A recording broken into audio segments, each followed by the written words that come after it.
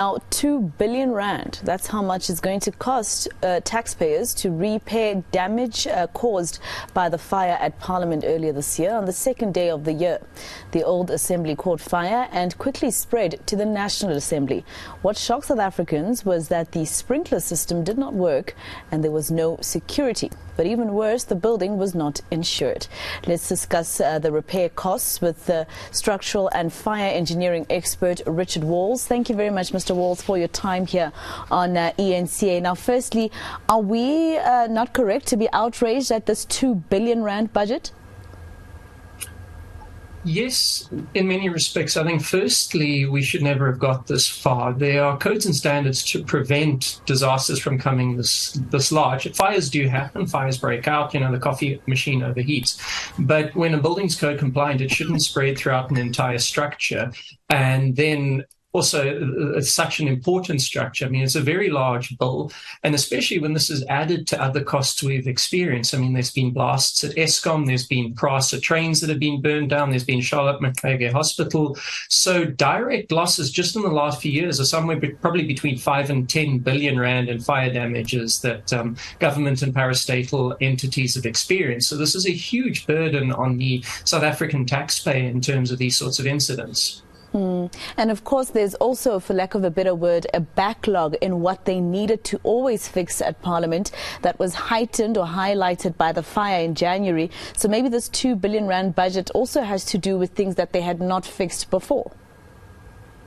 Very possibly, but it looks like, the building seems to be just about gutted, so they're probably replacing most of the systems because everything's been damaged. It's not just the steel and the concrete that you got to replace, it's your security cameras and your IT and your cabling and your access systems and your plumbing, your electrics, the works, the carpets and very expensive heritage fittings. So it's virtually a new building with an existing shell.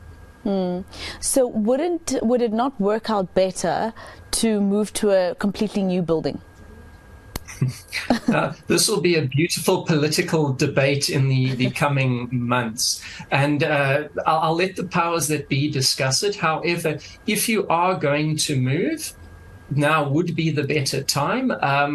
They can decide on whether that's the right decision or not, but it could almost be cheaper depending on where you're moving to, depending on the nature of the fittings and the cost of rectifying the old structure. I haven't seen detailed budgets of the building to know exactly what's been costed and what's included and not included. But yes, you could potentially start looking at a new building almost for those costs. And usually, I know both you and I haven't really seen exactly what the costing is, but I would imagine, as you mentioned, the Charlotte Maxege Hospital, when there was a fire there, what it essentially did was it also caused a structural collapse at a certain area, which was a parking lot for the staff, right? So now that will cost more money because now they need to rebuild that and then have new systems in terms of drainage systems, etc. So maybe that's also the other aspect of it, of this 2 billion rand that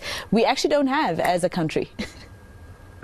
There are lots of things that are going into it. First, I'm actually personally involved in Charlotte Maxege, trying to repair and get everything up and running. But now, yes, there's a lot of things that have to be done. And it's not just the direct costs of repairing things and buying new tables and chairs and security cameras. There are moving costs, accommodation costs, flight costs, booking, all sorts of knock-on costs. And then when these things happen, there's services that are not delivered, and then laws that are not written, hospitals that are not opened. So the effect on the wider community is not just the building, it's all the services that are related to the building and the services in the general community that are affected by the activities of the people in that building. And what's scary is also the possibility of this budget ballooning as and when repairs start to happen, right? But you fell right into it, Mr. Walls, when you said that you are involved in the Charlotte Maxege repair. The government has promised us a certain time frame. Does that look likely? I think they said the end of October or something.